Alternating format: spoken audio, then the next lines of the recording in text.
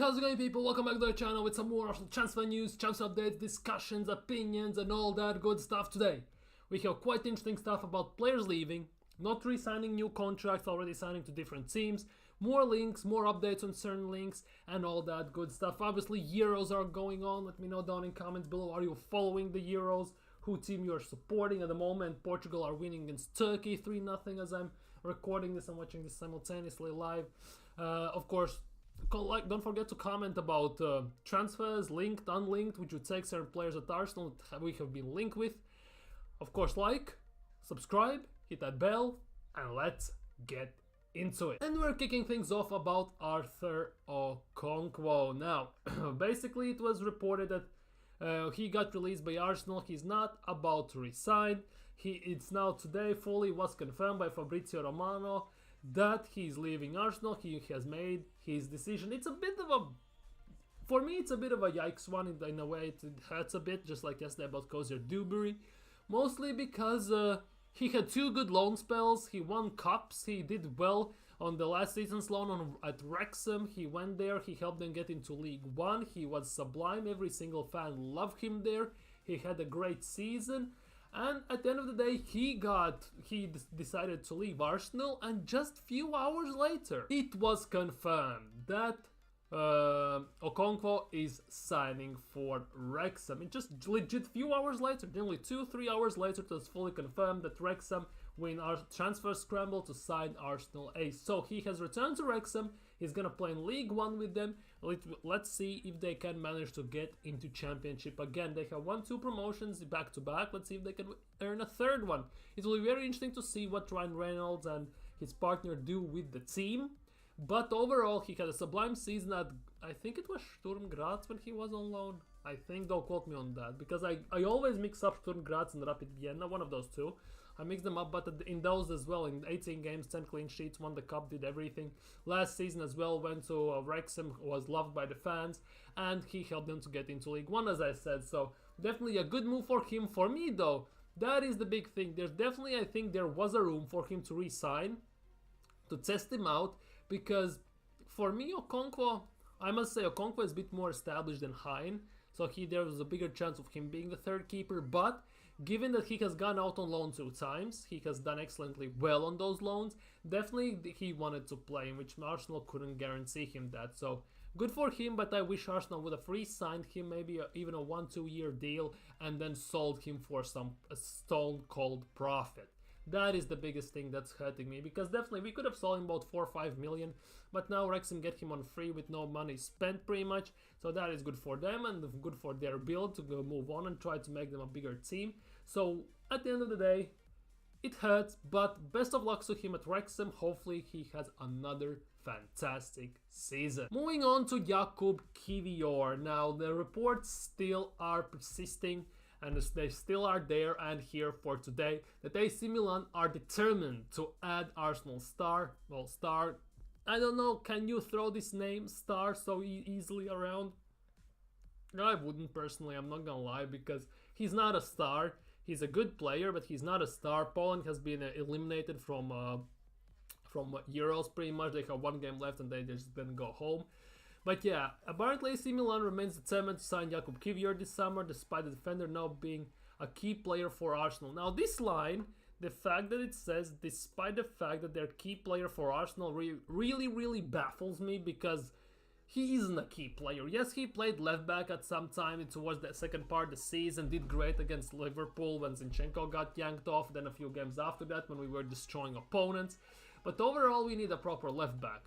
And I still think at the end of the day, Kiwior's main position isn't left back, it's left center back. But again, we haven't seen him properly at center back, because he played center back a few times. I remember he was probably everyone that he tied his shoes as Sporting was scoring their goal. I think it was Sporting.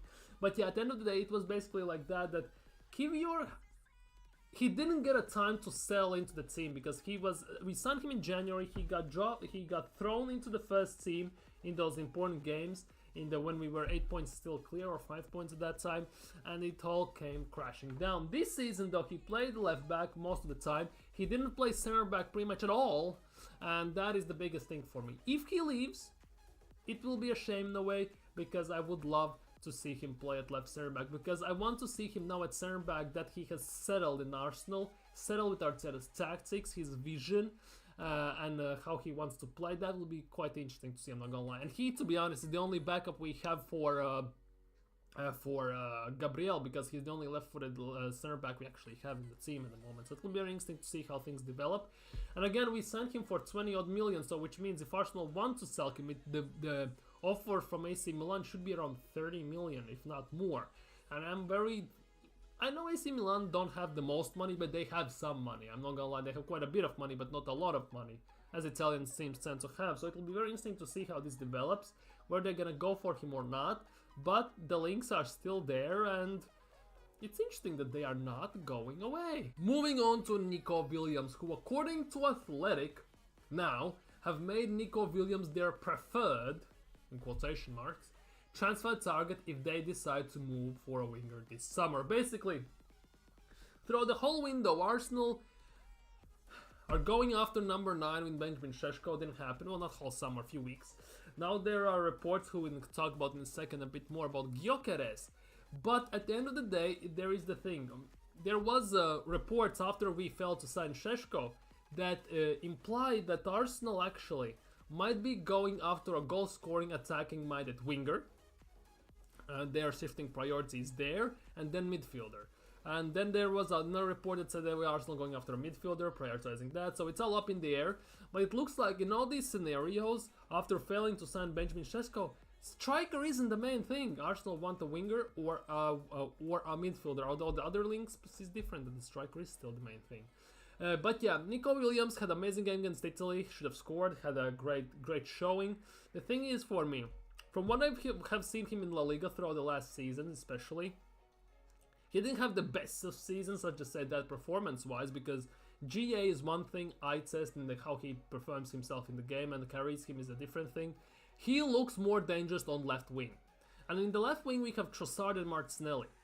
Thus, signing Nico Williams means we are getting rid of one of them, or we are shifting positions around, and we maybe will play Nico Williams at right wing / left wing. Martinelli is gonna go to the right wing. Trossard is gonna go to the right wing, because all of the players are right-footed and they all love to cut in and then just bend it far corner. Nico Williams is the best at that in a way that because he has the more technical skills in a way. At the same time, he has the same power with pace more or less with Martinelli, although Trossard is the most experienced and most established and more, most prolific and most clinical finisher we have at the moment. So basically, each of our 3 wingers, if we sign Nico Williams, would have something the others don't have. So it will be very interesting to see if this happens. He has a release clause of about 50 million pounds. The thing is, Chelsea are also interested, another team is interested. The thing that is slowing this down and not has made it into a massive thing that everyone's going for is, first things first, he's playing in Euros, and he said himself he doesn't want to apply himself to transfer rumors before the Euros end, whenever it's gonna end for Spain. Second of all, is the high wage demands. Basically, what's happening in Spain is that every single player is on a release clause and all that stuff. But he's from Athletic Bilbao. He's from Basque region, and Bilbao is priding themselves on promoting their own talent and using only their own talent. They can sell their own talent, but 99.999% of the time, they play their own players, they promote them, and they increase their salary, if that makes sense. Hence why Nico Williams is already on somewhat high wages compared to La Liga other players who may be better than him but might be on smaller wages. And that is the biggest issue with Arsenal, because he's at the moment on about 160 grand a week, which is not small amount. Well, let's be real, if he would come to Arsenal, he would need about 210 grand, would make him one of the highest earners at Arsenal are instantly. And it is what it is. It'll be very interesting to see how this develops. If Arsenal go for him, how would they structure their wages, because he definitely will ask quite a bit of chunk of change for that. And yeah, if we get rid of Partey, for example, it will be very interesting to see, because pretty much he would ask something what Partey is on, more or less, if not even more. So it will all remains to be seen what happens, because we haven't signed him yet, we haven't put any concrete evidence money-wise for him yet, so we will have to wait and see. Moving on to Victor Gyokeres and Leonino Portugal, basically a news outlet, not news outlet, it's like football.london in a way, if that makes sense. reports mostly and pretty much only about Sporting Lisbon. They have doubled down today on their yesterday's news about the fact that Arsenal have almost have reached an agreement with Gyokeres to sign. Only thing is the money issue.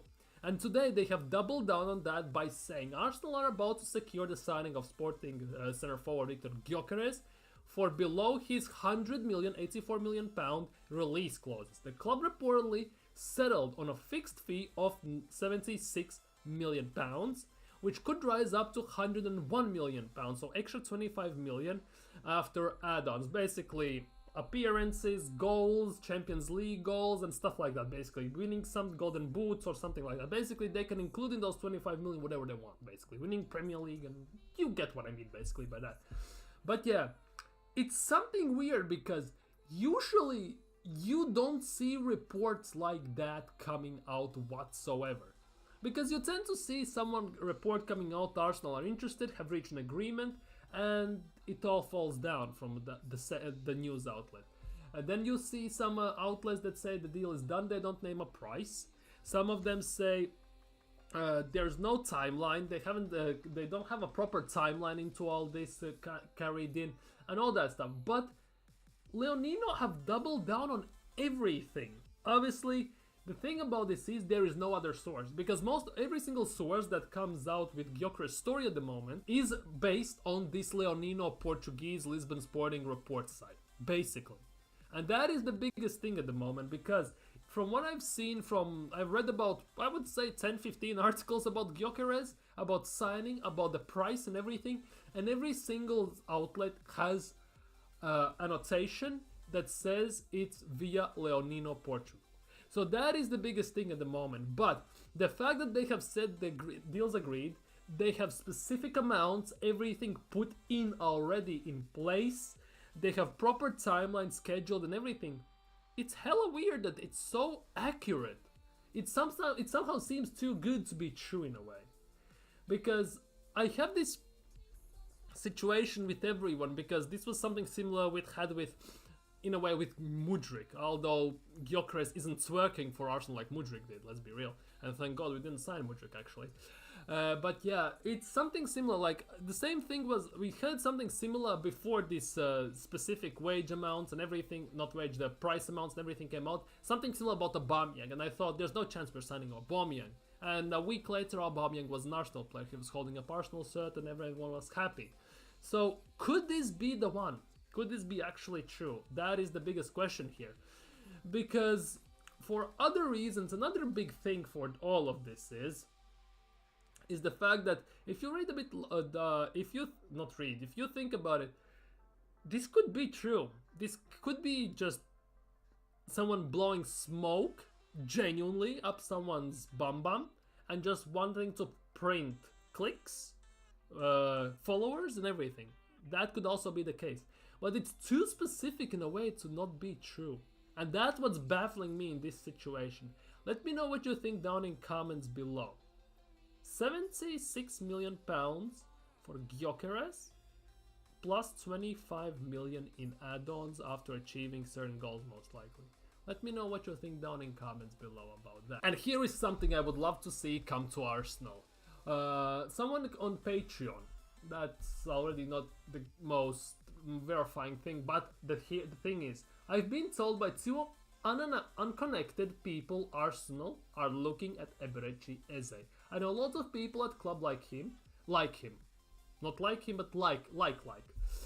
Eze has very affordable release clause, around 60 million pounds, let's be real, yes, but a large amount of the clause has to be paid up front, and that is the biggest issue.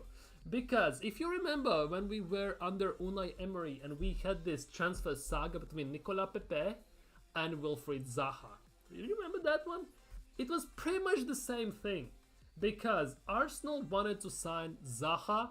They were asking about 80 million, but they want about 60-65 million up front, and rest of the money paid in installments, how long it was, right?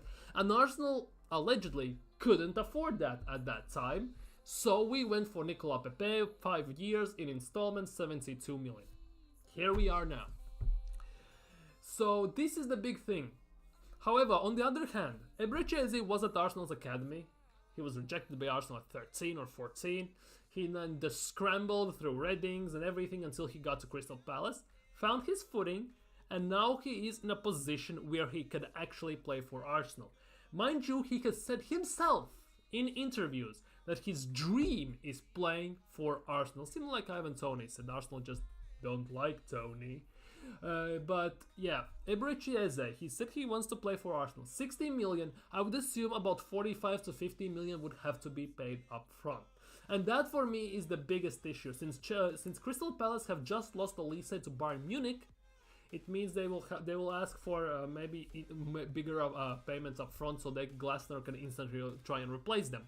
Which means in this same situation, the fact that this could happen if Arsenal sell some of their players, because then they would get money. If they sell Haaland graduate, they will get clean profit. We have to wait and see in this regard, so definitely it will be very interesting to see how this develops. But Eberechi Eze at Arsenal, I would take in a heartbeat. Don't get me wrong, he can play right wing, he can replace Odegaard, he can try and play at 8 in a way as well. Not good, but he can definitely play there. He has the tools to do it on certain level. It's similar like Odegaard could drop down there, and then as I go into 10, he can play left wing, so he can play similarly across the whole front in a way. But it will be very interesting to see how this develops. 60 million for Eberechi. Up to you. Let me know down in comments what do you think. Reiss Nelson, and it's been said that West Ham eye Arsenal's out of favor winger. Now, we talked about this yesterday already. We were talking about that it's just a rumor, but today, still, this rumor is here. Basically, what is happening is that obviously Arsenal need to sell players. Reiss Nelson is one of the top of the list to be sold. He said himself he wants out. The thing from West Ham's side is they have just signed Lopetegui as their new manager, and they need money to give him to sign players. Their hopes was that they could sell Paqueta and go use that money. However, the Paqueta drama that's surrounding him at the moment makes him one of the most unattractive opportunities any club could ever want. There are rumors that he might be banned forever from Premier League. It's just a rumor, but he is hey-ho. And now they have, in my opinion, 3 players they could be selling. It's either Paqueta, which they cannot apparently. Second one is Jared Bowen, who just signed a new contract, and I don't think he's gonna move. If he's English, he would go about 100 million himself. You feel like, let's just say 70 million. And the third one is Kudus. And Kudus has been rumored that he might be out of favor, and he would want to go out of West Ham to go onto a proper team. And that is the biggest thing. Hence why West Ham, together with Wolves, apparently, ironically, Arsenal have been linked with Pedro Neto as well. Hey ho, Kudus again, and Crystal Palace, and then they just lost Elise. Basically, every team that's losing a winger has been linked with Reiss Nelson. Again, coincidence? I don't think so. And it could be just a yellow page story again, but then again, it could genuinely be because they want him. Who knows? But yeah, Reiss Nelson to West Ham. Arsenal want 25 to 30 million around for him. I can see West Ham wanting to pay 20. Maybe 22, but 20 would be their max. I genuinely think so. It would be very interesting to see if Edu can negotiate a deal if this picks up some speed. But let me know down in comments below again. Should we sell? Well, we must sell, so we will sell. I do not should. This is a poor choice of words from me. How much would you sell Reiss Nelson for? That is my question. How much would you sell him for? Because I definitely would sell him. I would sell him for about 25 to 30 million, just like Arsenal are demanding, because he just signed a new contract, English native, so the quota would go up, and he would do great. I definitely believe in a mid-table, lower-end side, and if he gets proper game time and trust from manager, definitely he would do good, genuinely. But the fact is that Arsenal, he plays behind like 4 or 5 wingers that are better than him, so there's no chance he will succeed here. So let me know that down in comments below. And the last one for today is Pedro Neto, and this is a very interesting one. According to Lee Ryder, who mostly writes about Newcastle, but overall writes about football, of course, in Premier League, says and claims, not says, claims, Wolves have set their price for Pedro Neto £60 million, which for me screams quite too much. 60 million, if I have to weigh up 60 million for Pedro Neto or Eze, I actually would go for Eze. Despite the fact that Pedro Neto is better dribbling, he has electric pace, and he can score, and he is amazing for winger and can cover both wings. For me, the fact is though, he's hella injury prone. Yes, I get it that he would be on the bench. He wouldn't have to play game in, game out, wouldn't have to main guy. He could be a cover for Saka, for Martinelli, Trossard.